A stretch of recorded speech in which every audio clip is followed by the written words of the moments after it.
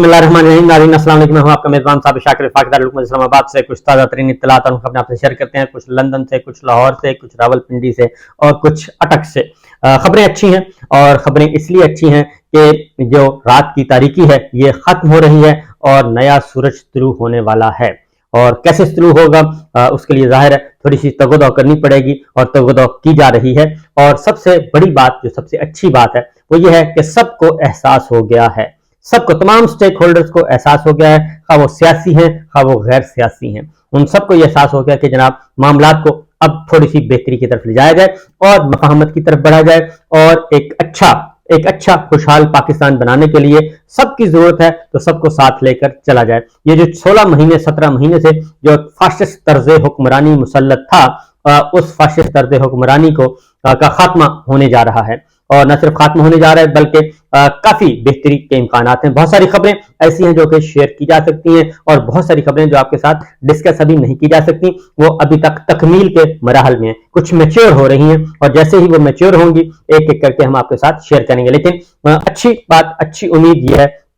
कि अल्लाह ताला से दुआ करते रहें और उम्मीद है कि आने वाले दिन अच्छे होंगे पाकिस्तान के लिए, पाकिस्तानियों के लिए, और मुआशी दहशतगर्दों के लिए आने वाले दिन अच्छे नहीं होंगे। मुआशी दहशतगर्दों को कैफरे किरदार तक पहुंचाना मकसूद है और वो पहुंचेंगे, उसमें कोई तब्दीली नहीं आएगी। नवाज शरीफ साहब ने ये सारे का सारा काम जो है वो आसान किया है। नवाज शरीफ साहब को के बारे में और उनके बारे में सबको उनका एहसानमंद होना चाहिए नवाज शरीफ साहब का, कि उन्होंने जो एक तकरीर की, उन्होंने बहुत सारी चीजों को आसान कर दिया है। और शायद ये प्रोसेस थोड़ा सा और लंबा हो जाता, लेंथी हो जाता, ये जो जुल्म सितम चल रहा है, फाशिस्ट तर्ज हुक्मरानी चल रही है, लेकिन नवाज शरीफ साहब की एक तकरीर में और जो उनके अंदर जो चीज मौजूद थी वो बाहर आई और उसके बाद काफी चीजें आसान हो गई हैं। उसकी रीजन है कि वो एक इमाम खुमैनी की तरह वापस आना चाह रहे थे, नेल्सन मंडेला की तरह वापस आना चाह रहे थे, और लेकिन आके उन्होंने जो गंद घोलना था वो गंद जो है वो कबल वक्त पता चल चुका है। और अब कुछ और चीजें भी सामने आ चुकी हैं, कुछ और चीजें भी सामने आ चुकी हैं जिसकी वजह से रीथिंक किया गया है और असर नौ रिव्यू किया गया पॉलिसी को, कि जनाब ये तो नवाज शरीफ साहब जो हैं ये तो कुछ अर्सा पहले पांव पकड़ रहे थे और ये मिन्नत समाजत कर रहे थे, सब कुछ हो रहा था, और जैसे ही एक हल्का सा मौका मिला है, चांस मिला है, तो ये तो आपे से बाहर हो गए हैं। और कुछ और खबरें अंदर की, क्योंकि जो है बताने वाले बता देते हैं कि जनाब कल नु सानू ना कहना, बाबूजी यह सोच रहे हैं, तो ये सारी चीजें जो हैं वो बताने वाले बहुत सारे लोग हैं, वो बता देते हैं। और उन्होंने बता दिया कि जनाब ये मामला कल को खराब भी हो सकते हैं और उनका कोई इरादा नहीं है अपने आप को तब्दील करने का, क्योंकि वो समझते हैं कि मैं बात शुरू करूंगा जैसे 12 अक्टूबर 99 से शुरू किया था, अब मैं बात शुरू करूंगा, अपना मामला खोलूंगा, इनिंग्स शुरू करूंगा पनामा से, और पनामा से पीछे नहीं हटूंगा जी। तो बहरहाल इसके बाद हुआ यह है कि ना सिर्फ उनके ये बल्कि कुछ और अज़ाइम भी थे और वही साजिशों के ताने बाने और पावर कॉरिडोर्स में दाखिल होके और उन्होंने कुछ और भी चीजें करना थी। बहरहाल इससे एक फर्क पड़ा है और इससे फर्क ये पड़ा है कि जनाब अगर ये सब कुछ इसी तरह ही करना है तो फिर ये जो 16 महीने हैं, अगर 16 महीने इस कदर जालिमाना हो सकते हैं तो जो आ गए तो उसके बाद क्या होगा। उसकी वजह है कि जनरल बाजवा साहब को उन्होंने कहा कौमी मुजरिम है, एजाजुल हसन साहब को कहा, जनरल फैज साहब को कहा। तो बात यह है कि कौमी मुजरिम अगर वो हैं तो फिर रिश्वत लेने और रिश्वत देने वाला दोनों ही सजा याफ्ता होते हैं, दोनों को सजा मिलती है। ये नहीं होता कि जो रिश्वत ले रहा है उसको तो सजा दी जाए, जो रिश्वत दे रहा है उसको सजा ना मिले। तो बाजवा साहब के साथ तो इन्होंने खुद प्लान किया था, अगर उनके खिलाफ कार्रवाई चलती है तो फिर नवाज शरीफ साहब, शहबाज शरीफ साहब और वो जितने सारे गारंटर्स थे जो उनके पास जाते थे और चीजें तय कर रहे थे, उनका स्टेटस क्या होगा। क्या शहबाज शरीफ साहब जो डिग्गी में बैठ के गए थे उनका स्टेटस क्या होगा। तो फिर अगर ये किताब खुलेगी तो फिर ये किताब जरा कोई थोड़ी सी बड़ी खुलेगी और उसमें ये नहीं होगा इस वक्त के सिर्फ एक जनरल मुशर्रफ साहब की तरह सिर्फ एक जनरल मुशर्रफ साहब को टारगेट किया जाएगा, बल्कि अगर ये केस चलेगा तो फिर इसमें बहुत सारे लोग आ जाएंगे और बहुत सारे लोग आएंगे तो फिर सारे के सारे उसी कश्ती में डूबेंगे। तो बहरहाल जी बहुत ज्यादा इसका एक अच्छा फायदा हुआ और अब मियां साहब को समझाया जा रहा है कि जनाब आपने ये काम खराब कर दिया है, लेकिन उन्होंने दोबारा वहीं से बात शुरू की है। उन्होंने कहा कि मुझे असल में जो इंटरनेशनल प्लेयर्स हैं और इंटरनेशनल गारंटर्स हैं मैं उनके साथ राब्ते में हूं اور وہ بالکل وہ میرے ساتھ خوش ہیں, میں ان کے ساتھ خوش ہوں, اور فکر نہ کریں آپ, میں جو کچھ کر رہا ہوں سوچ سمجھ کے کر رہا ہوں, اور یہ میرا ہی نیریٹو ہے, تو اس لیے اس پہ آپ فکر نہ کریں. تو پارٹی ظاہر ہے, پارٹی رہنما تو وہیں پہ موجود ہے نا جی, انہوں نے تو وہیں پہ رہنا, تو میاں صاحب تو لندن میں بیٹھے ہیں, تو اس لیے اب ایک اور سوچا گیا ہے کہ جناب پہلے یہ جو پہلے تھا استقبال کیا جائے گا, تو استقبال سے پہلے لاہور میں مختلف حلقوں میں ذرا سائڈ میٹنگز کر کے دیکھتے ہیں, اور کارنر میٹنگز کر کے دیکھتے ہیں حلقہ وائز, اور اس میں جو ان کے سمجھا جاتا ہے کہ لاہور کے گڑھ ہیں, ان کے علاقے جو ایم این اے سٹنگ ایم این اے وہاں پہ موجود ہیں, ان کے علاقوں میں جا کے خواجہ سعد رفیق ہیں, ایاز صادق صاحب ہیں, اس طریقے سے گوال منڈی کا حلقہ ہے, اور جمشید چیمہ صاحب کا حلقہ ہے, ان حلقوں میں جا کے پہلے ذرا پڑاؤ ڈالتے ہیں, اور اگر وہاں سے عوام کا ریسپانس ملا تو ویل اینڈ گڈ, اگر نہ ملا تو پھر ذرا ریویو کر لیں گے.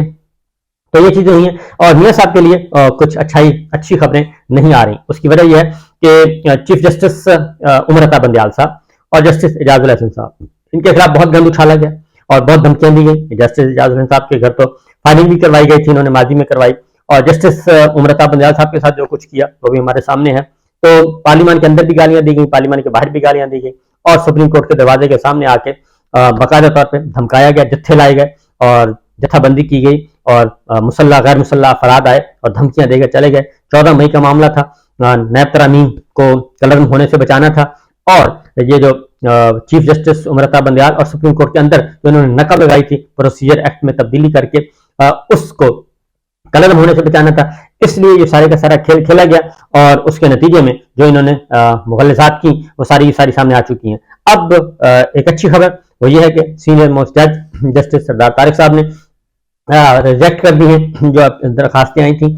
جسٹس اعجاز الحسن صاحب کے ساتھ اور عمر عطا بندیال کے صاحب کے خلاف, وہ ریجیکٹ کر دی ہیں, مسترد کر دی ہیں, اور ان میں کوئی جان نہیں ہے. یہ نواز شریف صاحب کو میسج ملا ہے 24 گھنٹے کے اندر اندر کہ جس جسٹس اعجاز الحسن صاحب کے خلاف آپ کارروائی کرنا چاہتے ہیں, تو ان کے خلاف جو آپ نے اپلیکیشن فائل کروائی تھی اس کا نتیجہ یہ نکلا ہے, اور عمر عطا بندیال صاحب کو بدنام کرنے کی کوشش کی, اس کا نتیجہ بھی یہ نکلا ہے. اسی طریقے سے کچھ اور خبریں بھی عدلیہ کی طرف سے آ رہی ہیں. میں نے آپ کو بتایا تھا پچھلے ویلاگ میں کہ چیف جسٹس قاضی فائز صاحب نے غیر رسمی طور پہ آگاہ کر دیا ہے انفارمل وے میں کہ انتظامیہ کی طرف سے, پولیس کی طرف سے, قانون نافذ کرنے والے اداروں کی طرف سے اگر کوئی عدلیہ کا حکم نہیں مانتا تو اس کو فل ڈوز دی جائے, قانون اور دائرے میں رہ کے, قانون کے اندر رہتے رہتے فل ڈوز دی جائے, اور کسی سے کوئی رعایت نہ کی جائے, اور عدالتی احکامات پر ہر صورت میں عمل درآمد کروایا جائے.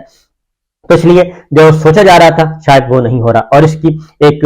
اچھی خبر جو آئی ہے وہ ہے لاہور سے, اور اس میں 9 مئی کے ملزمان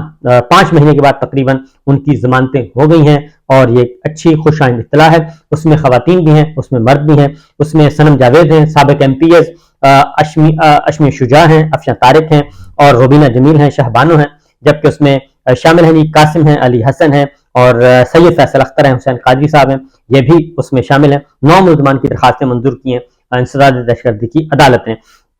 اس کے ساتھ ساتھ ایک اور جو بہتر اور اچھی خبر آپ کہہ سکتے ہیں وہ ہے کہ اب الیکشن کی طرف بڑھا جا رہا ہے, اور الیکشن کی طرف نہ صرف بڑھا جا رہا ہے بلکہ اب پاکستان پیپلز پارٹی بھی تھوڑی سی مائل نظر آ رہی ہے کہ ٹھیک ہے الیکشن جو ہیں وہ جنوری میں اگر ہوتے ہیں تو اس کو قبول کر لیا جائے, اور اس کے علاوہ ان کے پاس کوئی آپشن بھی نہیں تھا کہ وہ قبول نہ کرتے. تو یہ چیز ہوئی ہے. اور پھر جو مذاکرات چل رہے ہیں, کیونکہ یہ تو مسلم لیگ نواز نے جو کچھ کیا, نواز شریف صاحب نے کیا, اس کے پیرالل جو بات چیت چل رہی ہے وہ میں آپ کو پہلے بتا دوں کہ عمران خان صاحب کے ساتھ معاملات سنجیدہ نوعیت کے سنجیدگی سے چل رہے ہیں, اور کچھ سی بی ایمز کیے جا رہے ہیں, اعتماد سازی کا عمل کیا جا رہا ہے, اور اس اعتماد سازی کے عمل کے نتیجے میں بہت ساری اچھی خبریں آنے والے دنوں میں آئیں گی, اور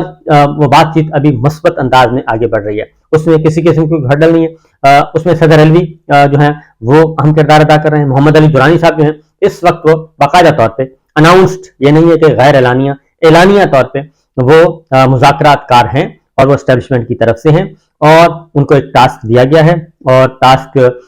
یہ تھوڑا سا میں بیک گراؤنڈ بتا دوں کہ درانی صاحب کی عمران خان صاحب کے ساتھ اچھی ہیلو ہائی ہے, انڈرسٹینڈنگ ہے, اور اس کا چونکہ یہ 90s کا زمانہ ہے, 95 96 کی بات کر رہا ہوں میں, اس وقت ایک بڑا عمران خان صاحب کے ساتھ مختلف پاسبان, ملت پارٹی, फारूक लगारी साहब की, उस वक्त भी एक कोशिश की गई थी कि इमरान खान साहब और सारे मिलकर कुछ करें। तो उस वक्त 97 की बात कर रहा हूं मैं, 97 के इलेक्शन से पहले इमरान खान साहब को बहुत ज्यादा सीटें ऑफर की थी मुस्लिम लीग नवाज ने, और उसके गवाह हैं मुजीबुर रहमान शामी साहब, मरहूम सलाहुद्दीन साहब, तकबीर और मरहूम हमीद गुल साहब, ये सारे के सारे उस बात के गवाह हैं। एक बैकडोर चैनल पे चल रहा था, क्योंकि इमरान खान साहब का उस वक्त उठान थी और पाकिस्तान पीपल्स पार्टी को फारिग करना था, और इसलिए ये सोचा जा रहा था कि इमरान खान साहब को भी मुस्लिम लीग नवाज जो है इसके साथ सीट एडजस्टमेंट करे। उस वक्त 25 सीटें मेरा ख्याल है ऑफर की थी मियां साहब ने, मुस्लिम लीग नवाज ने, लेकिन इमरान खान साहब ने वो मामलात नहीं एक्सेप्ट किए थे और वो बात नहीं बनी थी, रिजेक्ट कर दिया था। और इसके बाद फिर उसके बाद इमरान खान साहब को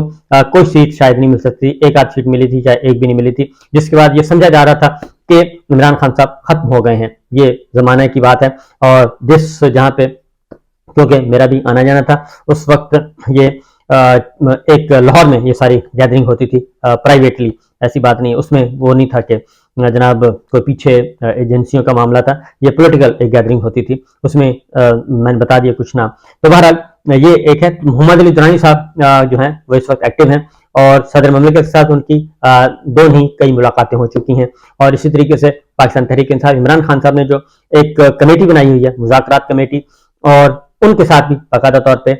इमरान खान साहब की मंजूर शुदा असद कासिम साहब की सरबराही में रऊफ हसन साहब भी हैं, उसमें दो और लोग भी हैं,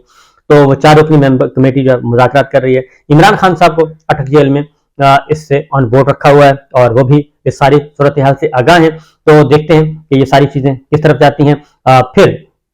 इलेक्शन कमीशन की तरफ से कुछ साइन आए हैं। अनवार काकड़ साहब लेवल प्लेइंग फील्ड की बात कर रहे हैं कि ठीक है, किसी सियासी जमात का रास्ता नहीं रोका जाएगा, 9 मई के जो लोग मुलव्वस हैं उनको सजाएं दी जाएंगी, बिल्कुल देनी चाहिए। जो 9 मई के हकीकी किरदार हैं, और जिन्होंने वाकईतन जलाओ घिराव किया, उन लोगों को आप जरूर पकड़ें, उनको आप जरूर सजाएं दें, इसमें कोई किसी का कोई नहीं है। जो ये सारे के सारे जो मैनूवरिंग कर रहे हैं, जो इंजीनियरिंग है, उनको भी, और फिर ये जिस तरीके से सारे का सारा मलबा डाल दिया गया एक पार्टी पे, वो बिल्कुल गलत था, उसको कोई भी एक्सेप्ट नहीं कर रहा। इमरान खान साहब का सुप्रीम कोर्ट में स्टेटमेंट और मौजूद है, और उन्होंने रिकॉर्ड करवाया हुआ है, और वो कोर्ट ऑर्डर का हिस्सा है कि उस दिन क्या हुआ था। इसी तरीके से जावेद लतीफ साहब और मरियम औरंगजेब साहबा के लिए एक अच्छी खबर नहीं है। साल 2022 में उन्होंने रियासती इदारों और के खिलाफ कुछ गुफ्तगू फरमाई थी, उनके खिलाफ मुकदमा दर्ज हुआ था लाहौर की इंसदाद दहशतगर्दी अदालत में। उनके खिलाफ एक दरखास्त और पुलिस रिपोर्ट दाखिल करवाई गई अखराज मुकदमा की, तो वो पुलिस रिपोर्ट अदालत ने रिजेक्ट कर दी है। पुलिस रिपोर्ट अदालत ने रिजेक्ट कर दी है और उनको बुला लिया है। इस तरीके से इलेक्शन कमीशन ने फॉरेन फंडिंग केस का जो मामला है वो डिलिस्ट कर दिया है पाकिस्तान तहरीक इंसाफ के खिलाफ, और ये उन पर एहसान नहीं किया। मैं आपको बता दूं कि इसमें मुस्लिम लीग नवाज, पीपल्स पार्टी और दीगर जमातों के खिलाफ बहुत सारी तहकीकात चल रही हैं, उन पर कोई पेश नहीं है। एक इमरान खान साहब को पाकिस्तान तहरीक इंसाफ को टारगेट किया गया था इलेक्शन कमीशन ऑफ पाकिस्तान की तरफ से, चीफ इलेक्शन कमीशनर उसके रुखे रवां थे, लिहाजा वो भी चीज कोई एहसान नहीं है। अगर डिलिस्ट किया है तो एक अच्छी खुशाइंद इत्तला है, और आगे जाके क्योंकि इलेक्शन जो है वो तैयारी की जा रही है कि 22 से 24 जनवरी के दरमियान इलेक्शन की तारीख आ जाएगी। कमर दिलशाद साहब इसके बारे में आगाह कर रहे हैं, और उधर मंजूर वसान ने भी ये बात कर दी है। तो ये चीजें आहिस्ता आहिस्ता अच्छाई की तरफ जा रही हैं, अच्छी खबरें आ रही हैं। तो ये हैं जी अब तक की इत्तलात। बाकी इंशाल्लाह फिर इजाजत दीजिए, अल्लाह हाफिज।